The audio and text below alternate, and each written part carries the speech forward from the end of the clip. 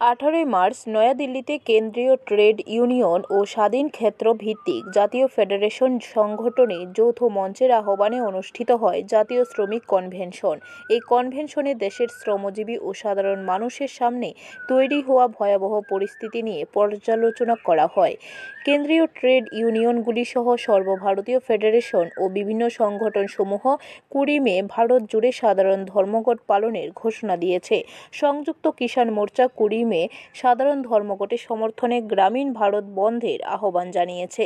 বুধবার মেলার মাঠ স্থিত কৃষক সভার অফিসে সাংবাদিক সম্মেলন করে এই কথা জানান সংযুক্ত কিষাণ মোর্চার আহ্বায়ক পবিত্র কর। পাশাপাশি তিনি সকলকে এই বন্ধে সামিল হওয়ার জন্য আহ্বান জানান। কমিটি ত্রিপুরায় বসেছিলাম, বসে ঠিক করেছি যে আগামী 12 তারিখে আমাদের আগরতলায় আমরা সংযুক্ত কিষাণ মোর্চার পক্ষ থেকে একটি সংগঠিত প্রতিবাদ মিছিল এই বন্ধের সমর্থনে করব এবং একটি লিফলেট ত্রিপুরার মানুষকে অ্যাপিল জানিয়ে সংযুক্ত কিষাণ মোর্চা জেনারেল লিফলেট হয়েছে ট্রেড ইউনিয়নগুলোর পক্ষ থেকে, আমরা আলাদাভাবে করব এবং তাতে আমরা কল দিয়েছি।